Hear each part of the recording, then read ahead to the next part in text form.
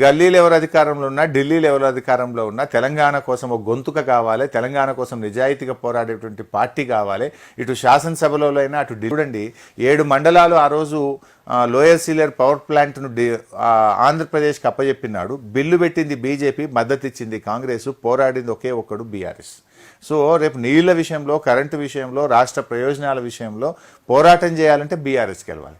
ఇలా కాంగ్రెస్ పార్టీ గ్యారంటీలు అమలు చేయకుండా గారడీ చేస్తుంది. కాంగ్రెస్ పార్టీ మెడలు వంచి ఇవాళ ఈ గ్యారంటీలు అమలు చేయించాలంటే కూడా బీఆర్ఎస్కి వెళ్ళాలి. ఒక విషయం క్లియర్ అండి, మమతా బెనర్జీ గారు నిన్న మొన్నటి దాకా వీళ్ళతో ఇండియా కూటమిలో భాగంగా ఉన్న మమతా బెనర్జీ గారు ఏమన్నారు? 40 ఎంపీలు తెచ్చుకోండి మీ కాంగ్రెస్ పార్టీ మీ ముఖానికి అని చెప్పి ఛాలెంజ్ చేసింది మమతా బెనర్జీ గారు. అంటే దేశంలో 40 ఎంపీలు కూడా గెలవకుండా వీళ్ళు అధికారంలోకి వచ్చేదైతే లేదు కదా, కాంగ్రెస్ పార్టీ గెలిచేదైతే లేదు కదా. మరి ఈ రాష్ట్రంలో కాంగ్రెస్ పార్టీ ఎంపీ గెలిచి ఏం చేసేది ఉన్నది? ఢిల్లీలో అధికారం వచ్చేది లేదు. దాదాపు 10 మంది మాజీ ముఖ్యమంత్రులు కాంగ్రెస్ పార్టీని విడిచిపెట్టిపోతున్నారు. అంటే దాన్ని బట్టి ఏమైంది?